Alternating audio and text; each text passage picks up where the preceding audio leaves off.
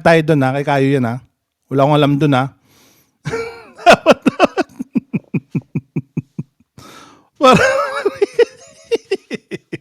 Hindi nangyayari 'yon. Ano? Yung pagbablog ni Senador Tulfo, maaring hindi nangyayari 'yon. Kasi merong napapahiya eh. Ay, opo. Oo. Merong natutuwa, depende kung saan panig yung natutuwa. Ah, kunwari yung mag-asawa. Tinawag. At pagkatapos, pagka hindi mo paano ba yung paraan? Yung karaniwang alam ko, may nagkakapahiyaan dito, kaya pinipilit nung mag-asawa na pumunta ron para sa ganon, masermonan yung asawa. Ayun na po. Kung halimbawa Misis naman man yan, ay oo. public servant naman, para matawagan ng pansin ng public servant, Okay. Oo. at para mapahiya. Alam mo, itong Tingnan mo yung san ninugot ni, ni Congressman Marcoleta. Pinupunto niya na talaga na, let's say may matulungan man doon, pero may mapapahiya. Either yung nirereklamo or yung tatawagang ahensya daw ng gobyerno. Ang bottom line is may mapapahiya. Di ba? Wala nga namang puliga. Mas kamukha ni Sik Parasyon ni sino. paraan na to, hindi to ang hinihingi ng mga patakaran ng ating judicial system. Aha. Mali ka na naman dyan kung Marcoleta eh. Kasi sa Tulfo brand of justice, tinutulungan nga nila yon justice system na para hindi na mapunta doon at mag-clog yung korte sa mga kaso na kaya naman daw nila ayusin. Hindi ka kasi nanonood, Congressman Marcoleta, kaya hindi mo alam eh. Di ba? Ang sabi doon, nakakatulong pa nga sila sa justice system. Tapos ang sabi pa nga, sino bang mga judge na nagsasabi na hindi nakakatulong? Parang ganon. Di ba may hamon pang ganon? Nagpapasalamat pa daw sa kanya na maraming salamat sa programa mo kasi nababawasan yung backlog sa mga korte. Maling-mali yung sinasabi mo dyan, Congressman Marcoleta.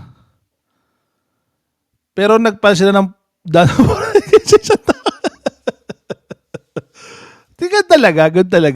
talaga. Cut the process, para yung divorce nila, yung unang asawa na niya walang kalamlam, divorce naman. O, paki-screenshot. Talagang hinahasa ng panahon sa panggagaslight si Marino.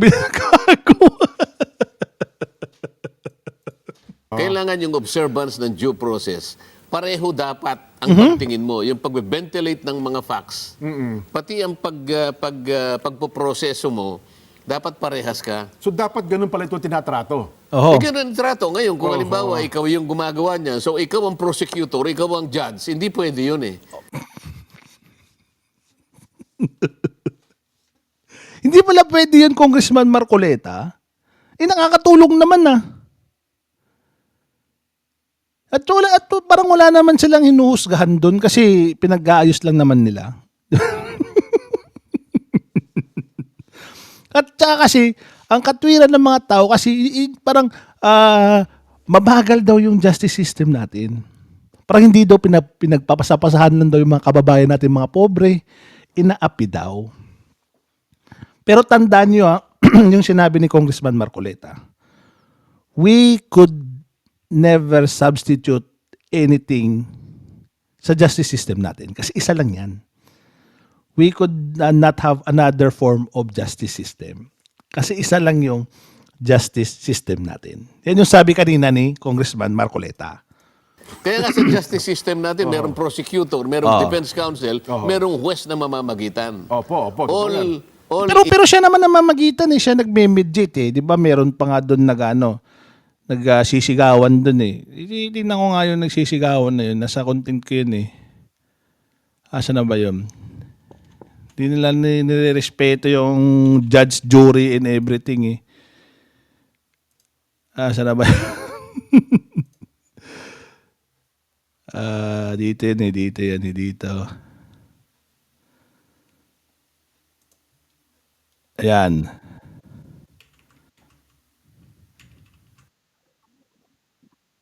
O yan, ito. Yan. Tingnan nyo to. Dapat ganito nila anuin. Yan o. Mabuti Upo po, binanggit mo ibig yan. sabihin bahay po ninyo. Kasi Teka lang po. sinasabi niya na ako nasa... Ngayon, ang sabi mo naman Kuya Hermie sa hotel. ito po yung pinaglalaban mo lagi sa barangay. Hindi naman kasi mga sinasin.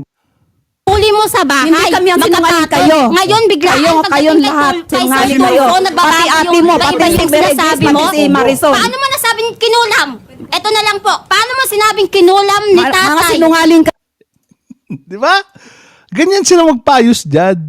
Ayan kayo, magsigawan dyan.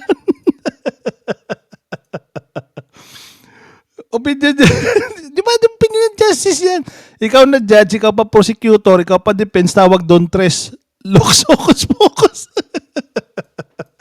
In observance of due process. Pag nalagpasan nyo yan kung technically, parang hindi akit. Paano mo isa-substitute yun? Hindi pwede. Hindi, Ngayon, So, paano mo sabihin kung na hindi pwede? Nagagawa niya nga. And maraming ang natutuwa dun sa ginagawa niya. Ibig sabihin ba sinasabi mong mali yun, yung ginagawa? Di ako sang-ayon dyan sa Kong kasi mahirap na. Pag dyan, di ako magsasang-ayon sa'yo, mahirap na. nagiging public, nakakalantare ang mga kaso. Alam mo, kapag ka ganun, sa tingin ko, imbes na nakakatulong ka, palagay ko, lalo kang nakagagawa ng mali eh. Kasi ba? public, Kakagawa doon ng mali, guys? Ano yun? kapag ka ganun, sa tingin ko, Sa tingin, imbes na sa tingin naman ni Congressman Marcoleta, nakakatulong ka, oh, palagay ko, lalo kang nakagagawa ng mali eh. Kasi ba? public, oh, may napapahiya, may na-humiliate. okay, Ano, kung minsan kasi yung process, well, makikita mo, abusive. It can be abuse. oh. Sa tingin nyo, nakakatulong kayo, pero di nyo alam, mas nakakaperwisyo kayo. Sabi ni Congressman Marcoleta. Di ba? Akala nyo nakakatulong kayo. So hindi pala umuobra kung yung yung at least nakatulong. Di ba na umuobra yun? Ikaw, what have you done in your life, Congressman Marcoleta? Di nagkakamali yun. Yun nga eh. Gawa siya ng batas yung mga nakikita niyang mali sa proseso. Hindi yung cut the process. Yan o. Oppressive. Kasi yung process, well, makikita mo, abusive. Abusive. It can be abuse. Oppressive. Oppressive. At hindi naman impartial. Opo. Sabi ko nga sa'yo, wala namang ebidensyang ilalatag doon. Ay, siyempre po. Ang huwes titingin sa pamagitan ng ebidensya. Hindi ba pwede lie detector test Congressman Marcoleta? Wag mo dagdagan. Di ganun yung sinasabi. Ganun yung sinasabi. Tignan mo intindi mo yung gist na sinasabi ni Congressman Marcoleta. Pero di ako nagsasangayon sa kanya. Marcoleta dahil dyan plus ka. Tulad ng pagkakahon ng pinsan ni Jovelyn Galleno. Kahon na yun, ang bilis, dismiss agad. Oh, yan. Dalawa sila. Sabi ni Kong Marcoleta, grabe gas, let's kill pa. I-assess niya, susuriin niya. Oh. Sa mga tweed, sa kawalan ng ganito, mapanganib yung ganong klaseng pamamaraan na Nakita niyo yung term, mapanganib. It's dangerous. It's dangerous. According kay Congressman Marcoleta, siya mismo nagsasabi mapanganib daw yung ganong sistema. Kasi sabi niya, it could be abuse. It's abusive. It could be oppressive. Diba bakit naging dangerous yan, Congressman Marcoleta? aring sinasabi mo, ako po'y pantulong, ako po'y pinupuntahan. Ngunit, hindi mo pwedeng i-substitute yung judicial and prosecutorial process ng government. Oo. Tsaka nagsabi nun, wala akong kinalaman dyan. Kaya benta sa kanila yan cut the process nga ika 3 persona sukol. Gaging Latin yan It is only dangerous if you commit mistakes. I am perfection. Di nawawala yung sabi ni Kong Marcoleta. Kailangan natin maging consistent dyan. O mapanganib, +1 yan. Si Kong Marcoleta wala lang natulungan mga hardworking GRO girls natin. Si Serapi meron na.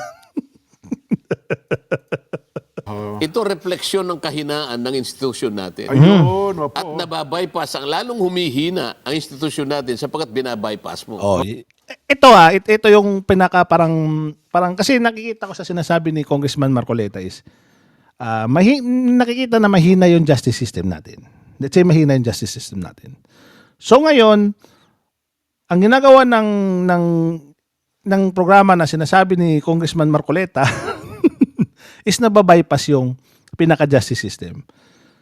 So mas lalong humihina yung justice system kasi wala nang masyadong nagtitiwala. Mahina na siya eh. Tulad na isang negosyo, wala na masyadong bumibili. Wala na masyadong bumibili kasi konti na lang yung konti na lang yung nagbumibili doon sa tindahan na yon.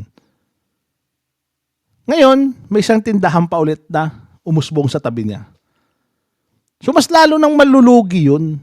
Mas lalo na mawawalan ng tiwala doon sa negosyo na yun. So ano mangyari doon? Mas lalo masisira yun or magsasara na lang. Yun yung punto ni Congressman Marcoleta doon. Kasi mas lalong nawawalan ng tiwala yung mga tao doon mismo sa justice system. Mas lalong nasisira yung justice system kasi meron na silang comparison. Ay, dito mabilis to, dito mabagal to, so dito na tayo sa mabilis. Di ba? 2 words lang ang pangdibang sa'yo, at least ng pobre mahirap at pagtapat kay Sharia kasama ni Kong, yan. Ano yung hype man ni Kong yan eh. Hype man ni Kong yan. Si Kong Marcoleta lang matapang na pumalagay Chupaing lahat load sila sa no degree. Pero may punto naman yung sinasabi niya ni Congressman Marcoleta. Yun ang masasabi ko. Yan, no? Bypass, ang lalong humihina ang institusyon natin sapagkat binabypass mo. Yun ang masasabi ko dyan. Ako, wala akong personal na issue laban. Pero hindi ikaw magde-decide yan, Congressman Marcoleta. Huwag ka. Lahat naman ng tao sinabi na walang personal sa kanila pero ayoko na ituloy. Hindi naman mahinang justice system natin yan kasi kanilang narrative. Siya na mismo na-convict gamit justice system. Kaya nga mahina na-convict siya. Nasa kanya na lahat marinig, the almighty, the sinless, the cleanliness, what you have done in your life. Kaya talaga. Ang nagiging tingin ng mga tao sa justice system ay mahina dahil sa pag-bypass nagkaroon kasi ng comparison. Meron kasing ina-advertise na dito merong swift justice na I could deliver in 2 to 3 days. Why would you go to this process? Why would you go to this one? Di ba? Pero pumunta siya dito.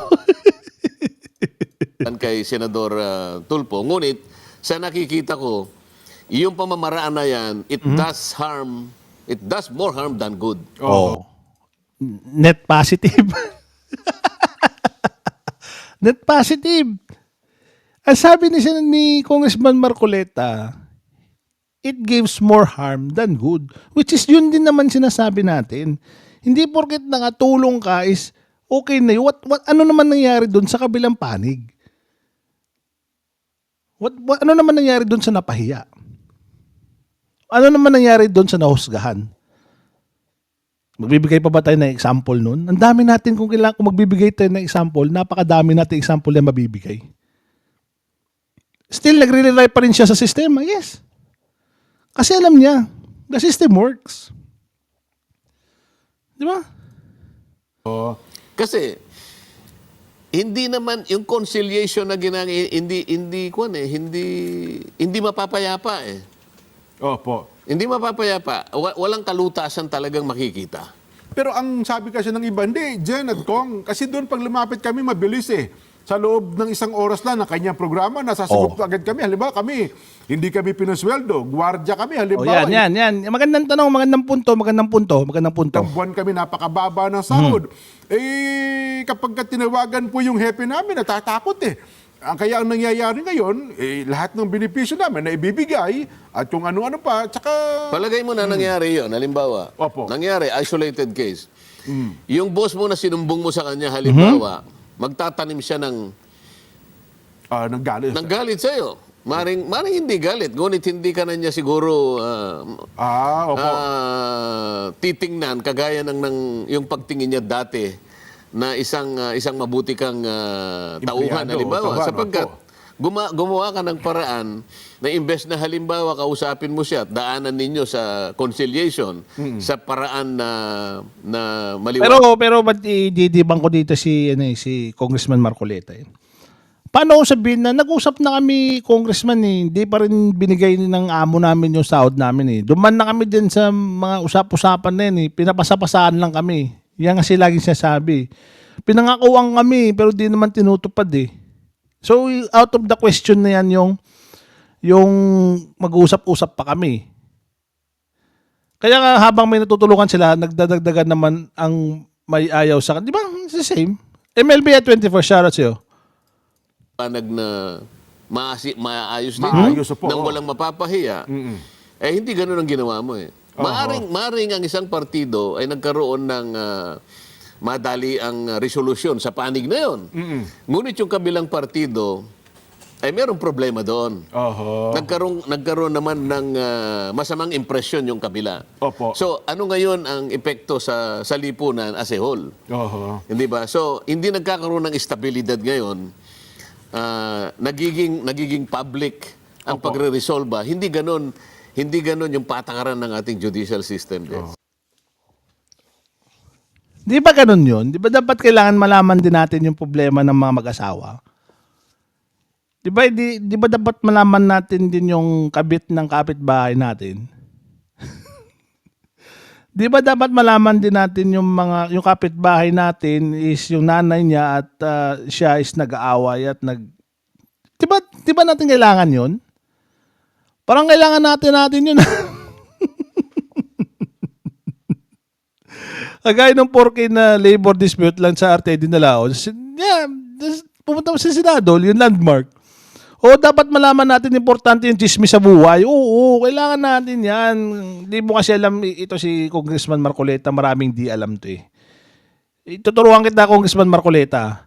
Yari to sa akin, si Kong mamaya madidibang ka ng small vlogger. Ito, Congressman Marcoleta, ipapaalala ko lang sa iyo.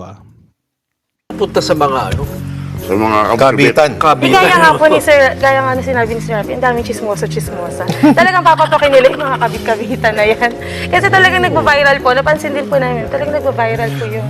Talagang papapakin nila yung mga kabit-kabitan na yan.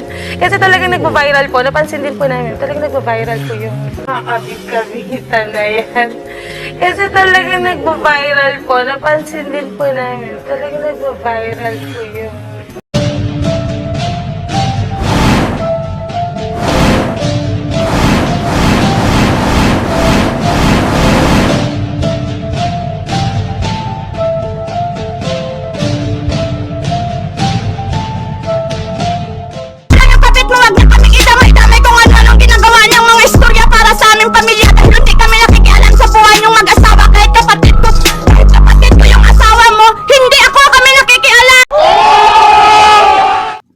Dapat natin malaman yan, Congressman Marcoleta. Meron pa pong halimbawa ko. Isang motorista na inapi ng isang otoridad, law enforcer o policeman, sa tingin ho niya, aping-api yung isang driver eh. Kaya para bagang itong driver na ito, nakikita niya na makakakuha siya ng katarungan pag humingi siya ng tulong. O, paano na nangyari ngayon sa ating kapulisan? Yung opisina ng pulis natin, doon ka magsusumbong eh. Opo. Doon ka maghahain ng complaint. Kaya nga, madali naman yan. Hindi, kasi meron daw unwritten rule yan na pagkabaro, ina-arbor yan eh. Narinig ko eh. Ewan ko lang ang totoo Narinig ko yun eh, na totoo ba yun na pagkabaro daw yung nirereklamo, ang dami daw kailangan na duman sa proseso, pero pagka pobreng kababayan natin, kulong agad. Hindi yan kung Congressman Marcoleta, dami kang problema dito. Madami kang problema dito. Magpapablatter ka rito, yahain mo. Ngayon, dapat, kung yung mga pulis na yan, ang may mandato talaga para sa ganito, ikaw ang sumbungan talaga eh. Opo. Sa mga tweet, sa isang araw, siguro ang daming sumbong sa'yo. Ako, naniniwala ako na mas may karapatan itong mga pulis na ito na gumawa ng programa at makiusap sa TV5 halimbawa at sa anumang klaseng television. Opo. Silang gumawa ng programa. Kasi police sila yung program, marami. opo. Halimbawa, isumbong mo kay mamang pulis. Pwede nga naman. Di ba? Opo. Kasi meron silang mandato eh. Kasi yung pagbablog ni Senador Tulfo, walang mandate yun eh. Natatawa talaga ako pag sinasabi ang pagbablog. Wala naman kasi, hindi naman kasi kailangan ng mandate. Private institution naman yun. Foundation yun na Congressman Marcoleta. Hindi naman kailangan iutos pa sa'yo na tumulong. Kasi tumutulong nga daw sila. Pagtulong yun, Congressman Marcoleta Ano ba yan? Agree ako, kaya pala di sinisawata ng kapwa senator. Oo. So, ano yung legal personality, ano yung legal authority niya para mag-resolve ng internal disputes? Wala. Senador, 20 years of journalist, 20 years of experience. I have done so many things in my life. Di ba pwede yan, Congressman Marcoleta? Sa dami ng reklamo na naharap at na-solve ni Senator Tulfo, wala kang problema dyan. Laki ng problema mo. Daming claim, di ko wala naman ebidensya. Wrong, isumbong mo kay Chopay.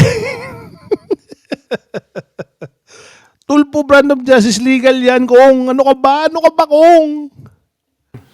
Halimbawa, nakipag-usap yung dalawang partido sa harap niya, nagpirmahan.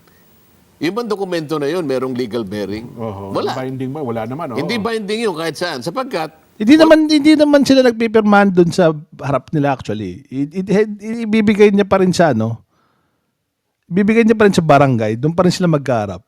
Credential, they grew up without me, bihira lang nakakagawa.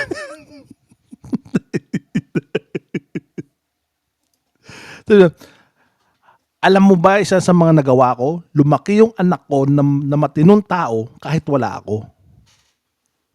Kaya niyo ba yun? joke lang.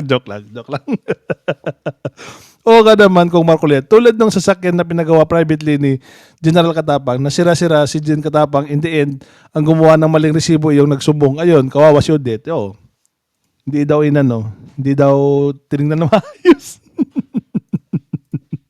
walang authority eh. Ayun. Walang legal basis. Yun ang nakikita ko. So, sana nasasagot natin yung tinatanong ng mga kababayan nating sumusulat sa'yo.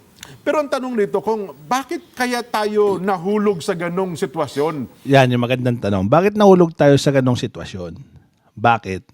Na ang tao, sa halip na sundin yung mga prosesong binabanggit natin, hindi lang sa kanya, kundi sa iba pa po mga programa sa television at radyo, siguro ng mga public service, parang mas gusto pa nilang lumapit doon kaysa sa mga ahensya ng pamahalaan. So, siguro, May sagot actually dito sa bandang 3412 to ngayon. Babalik muna natin dito. May sagot yan din kung bakit dito. Dito. di ba yung ginaganyan, konting alat, Yan daw yung M, Oho. matabang. Ayun ganito Yun po ko nga, ang sabi nung main producer sa Pilipinas ng asin, bagamat kakaunti na lamang pinuproduce nila, kung nasunod natin yung pagkakaroon ng iodized salt, kasi isa sa pangunahing dahilan daw po, kaya isinabatas ito, una, yung problema sa thyroid, yun hong goiter. Ito yung inag-usapan nila, rock salt tsaka iodized salt. Yung bansa natin, kunti na lang yung rock salt. Mostly yung ginagamit iodized salt na. Ito yung dahilan. Pero pangalawa, sa mga pangunahing dahilan, ay para daw po tumalino ang bata. 31 years ago pala, na ipatupad yung asin law, Asin law. parang sa halip na bumuti, tumalino po ang bata ko. At ang ating mamamayan, mukhang kabalintunaan po ang nangyari. Paano Bumagsak pa mapapatalino mo produksyon ng lamang asin. sa asin ba? So nasagot ba yung tanong niya kung bakit tayo nahulog doon? So nasagot ba yung tanong niya, bakit tayo nahulog? Dahil sa asin.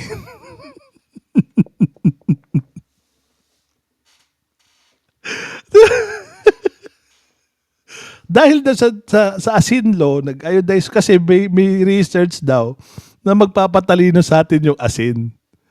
So ngayon, ito yung ang tanong niya, para bakit baliktad? So mabalik tayo doon sa tanong niya ulit. Dito, yung tanong niya dito. Sa mga ahensya ng pamahalaan. So, siguro yung iba na ipagkamali Lang programa sa television at radyo, siguro ng mga public service, parang mas gusto pa nilang lumapit doon kaysa sa mga ahensya ng pamahalaan. Dahil sa asin. Siguro yung iba na ipagkamali nila na akala nila yung madalian. Yung madalian na pagkuha ng relief, halimbawa. Opo. Yung iba kasi gusto lang nilang mapahiya yung kalaban nila kaya Tama.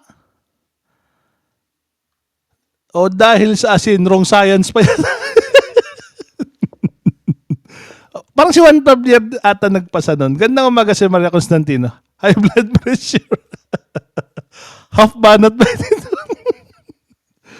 Dahil sa mga movies at song, ang hustisya ay para lang sa mayaman na narrative. Si Sin, si Sarah at Fernando. Pero at least sila laging pulis o sundalo ron.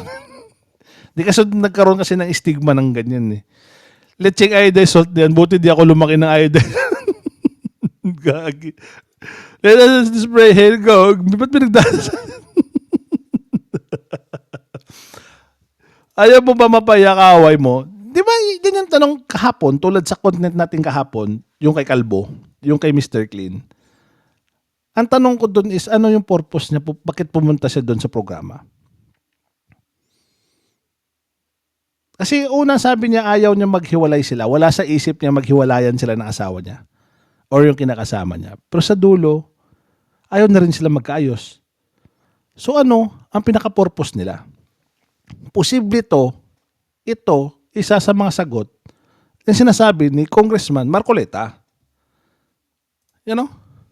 ng relief, halimbawa. Opo. Yung iba kasi gusto lang nilang mapahiya yung kalaban nila kaya itatawag niya kasi public ito eh. Ibig sabihin diyan, nasesensationalize. Opo. Parang may vigilantism dito eh. Opo. 'Di ba? Kasi public. Ang nature ng conciliation and dispute resolution, confidential ito. Para walang napapahiya. Para sa ganun, lasting. Opo. Ang magiging output nito, Jen, ay yung tinatawag na restorative justice. Ganun pala yun. Ibig sabihin, Opo. merong healing. Opo. Tulad nung mag-amo. Yung mag-amo na yon, pinatulfo ng katulong yung amo. So nag sila doon. Ngayon naareglo sila sa barangay. So nagkaayos na sila. So ngayon gusto na mag-move forward nung amo. So siguro pati yung katulong. Ngayon nag-request yung amo with attorney yun with abogado Nagsulat yung abogado sa programa na ipapadelete yung video. Kasi nagkaayos na nga sila eh. So bakit pa kailangan yung video na yun? Kasi nagkaayos na sila. Ang sabi, hindi pwede. Ano yung dahilan? Dahil daw sa netizen. Kasi sabi daw ng netizen, parang ginamit lang yung programa nila. Pag kung i-delete yung video. Pero in the first place, ang sinasabi nila sa programa nila, it is public service. So dapat talaga gamitin ng publiko yan. Kasi kayo mismo nagsasabi, it is a public service. Yun ang problema kay Edel, maka-GS lang, makapag-standing lang ay pinapaya yung resource person to make look sa mga mahirap na champion nila si Edel at for the view, syempre. Alam ko nakakatalino ay libro. Asin. Yung, ibig sabihin, merong magagamot. May pagpapatawaran. Yung relasyon, magkakaroon ng conciliation at saka healing. Opo. Hindi retribution. Hindi punitive. Opo. Eh kasi pagka nagkapahiyaan kayo sa public, ano Wala mangyayari na yun. nun? Opo. So yung inaasahan mo na maaaring magkasundo pa yung mag-asawa o kaya yung employer at saka yung employee, nagkaroon siguro ng konting naiabot yung kagyat na relief. Pero yung epekto ng kabuuan, Opo.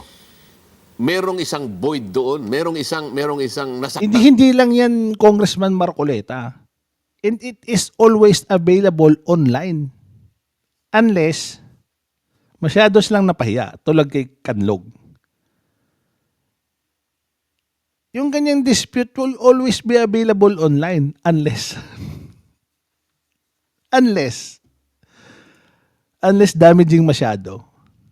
So, tago-tago muna.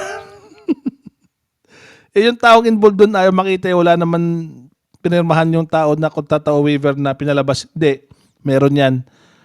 Sa pagsagot mo pa lang is parang naka-waiver ka na na parang ni-waive na yung right mo dyan. Doon. Oho. At hindi malilimot yun.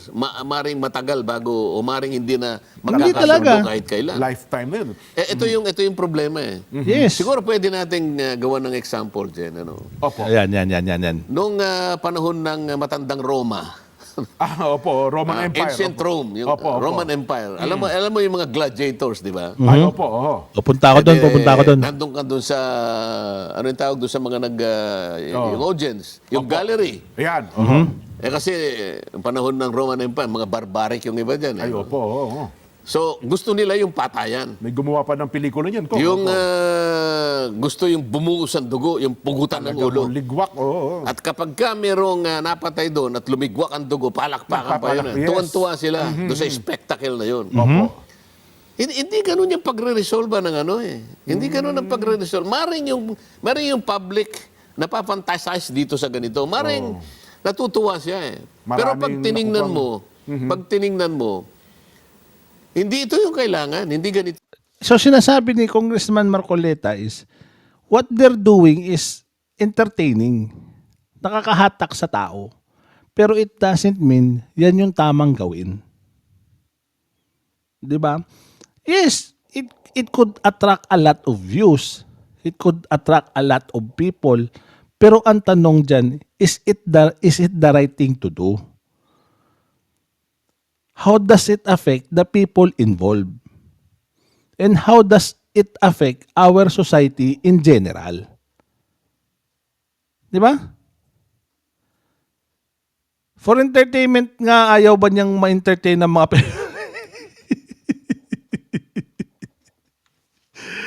Di ba? Tupada. Ginagawan tupada kayo. Ito yung paraan. Lalong umihina, bypass ang ating mga institutions. Ilan ang institutions natin Opo. na pwedeng palakasin at pwedeng pagtulungan yan? Meron kang PAW. A Public Attorney's Office. Opo. May Ba't po binanggit yung PAW? May problema sila dyan. Public Attorney's Office ka. Ako, nakaaway na po niya yun. Isa sa Opo. kanilang Matalas yung pag-alala ng hype man ni Congressman Marcoleta. Nakaaway niyo din yun. mission ay tulungan. Ang totoo niyan, marami ring nire-refer si Senador Rapi Yes. doon sa PAW. Palaging ganun daw ang ginagawa. Kaya Opo. nung narinig ko sa isang interview. Pero sabi ni si Rapi, tamad na yung mga PAW eh. Kaya nagalit si Attorney Persida Acosta eh. It's unfair naman sa mga PAW lawyers natin na nagtatrabaho ng matino, di ba? Kuya naman sa bagay, tama ka naman, nakaaway na show yun. Yan nga parang ngayon hindi na natin naririnig na i-refer sa PAW. Narinig niyo pa ba yung pagkatapos ng dispute is i-refer sa PAW? Parang wala na no? Kasi ang dami niya ng abogado from ACT-CIS ata ng mga na party list. Madami na siyang na-employed na abogado doon eh. So I think di na nila kailangan yung PAW. 2 taon na nasaan na yung free legal clinic niya. Di meron naman nandiyan sa programa. PAW Rueda Acosta. Rueda Acosta, sabi niya, kami lang naman ang tampulan ng niya, pero puro repair lang naman sila sa amin. Opo, sulatan. Puro rin. Ikaw, Congressman Marcoleta, namumuro ka na. Ikaw namumuro ka na talaga. Hindi na maganda yung tabas ng dila mo dyan. Medyo nakakasakit ka na ng dami. Bakit hindi na lang dumiretso halimbawa? Sila yung merong mandato. Sabi ko nga sa'yo, NLRC meron. Actually guys, yung pati sa OFW, mismo si Admin Arnel Ignacio, he's calling the attention of OFWs. Please go directly to him or to the OWA office. As much as possible, wag na kayo dumaan sa programa. Kasi mayroong hotline yung OWA natin na 24 hours kung emergency. Sumasagot yung mga yan. Hindi kailangan ng kung sino-sino pang tatawag sa kanila. Gumagana yung ahensya ng gobyerno natin. Di ba? Po. Ang human rights meron. Meron po. Ah, Hindi, human rights? Pinangalitan nga tungkol dun sa Kalabaw eh. Nirepresent na nga ng human rights yung 2 tao na yon na binawian ng Kalabaw, na dismiss yung kaso, pinagalitan pa yung human rights. Ala ka ko, Marcoleta, kaawa yan ni Idol lang in LRC. Yung mandato na nasa ilalim ng batas kasi merong alternative dispute resolution, merong opisina diyan, attached agency yan ng Department of Justice. Okay. Ang tungkulin nila, mag-train sila ng mga mediators, mga conciliators, mga arbitrators para pagtulungan kasi kinakailangan may training yan diyan eh. Tama po. Ang usapan kasi yung malawakang pagsasaayos. Training?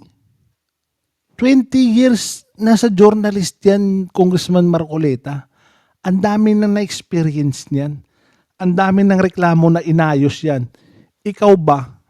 Ano bang napatunayan mo? Ano ba ang napatunayan mo? Marinig, gusto nila sumikat eh. Matindi. I-credit grab ba naman yung FW Lounge? Yung long-term na epekto ng pagsasaayos, yun ang interest ng gobyerno. Eh. Hindi yung pag-awayin mo yung partido. Sabi kasi nila kung pag dumaan kami dyan, napakatagal eh. Minsan Oh, yan, umaabot kami ng taon. Yan yung maganda to maggawa ng mga question eh. Kasi yun talaga yung tanong eh. Kasi pag dumangad sa proseso, matagal kong. Hindi kahit 2 to 3 days kong.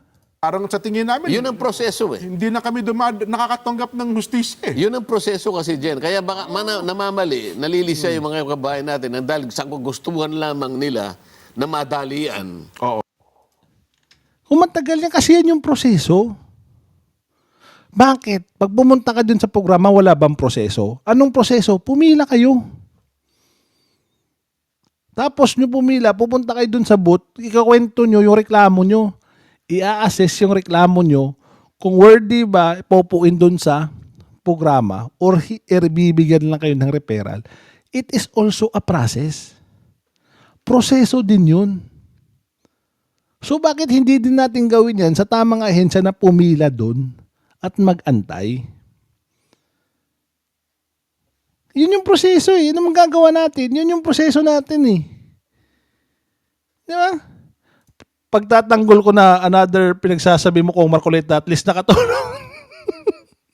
Walang ribat dyan, walang ribat. Tamang ahensya. Nakdang patigas talaga. Oh. O madali yan nga, pero nagkasundo ba? Oho. Naayos ba talaga? Yun ang tanong. Naayos ba talaga? Hindi naayos eh. Paano mo nasabi kung Marcoleta na hindi naayos? May datos ka ba dyan? Kasi sa pagkaalam ko, maraming napag-ayos dun eh. Baka naman, Serapi. Unless kayo ay Amerikano, sa basement kayo mag-aantay and may express lane na ngayon, may libre pang 5,000. And dapat vlogger ka rin. Pag vlogger ka, automatic ka din. Pero hindi na katulad na vlogger ni Super DM kasi i-report yung channel mo. Isang halimbawa, isang misis na binugbog ng kanyang mister, may mga ganun kong, ano? Hihingi ngayon ng tulong sa kanya, yung misis. Eh di, siyempre, ang lahat ng viewers, mga nakikinig at mga supporter niya, kampi lahat doon sa misis. Correct. Ngayon, hindi siya makaganti. At least doon niya, napagmumura man lamang yung mister. Sa kabilang banda, naipahiya yung mister, nakaganti man lamang siguro yung misis sa kabilang banda. Ayun, pinaghalimbawa ko yung gladiator spectacle sa Matandang Roma. Yun pala yun. Yun lang appetite mo na makaganti ka sa... Pero hindi talaga yun ang paraan para ayusin Oho. ang sigalot ninyong mag-asawa. Oho. Hindi yun ang pamamaraan ng batas. Opo. Ang pamamaraan ng batas natin, due process. Kaya may Ba't pa na yung due process? Hindi nga, mali nga yan. Cut the process nga kasi matagal yung due process na yan. Ito si Congressman Marcoleta, ang kulit. Kanina pa due process ng due process. Hindi nga umubra yung due process. Di ba?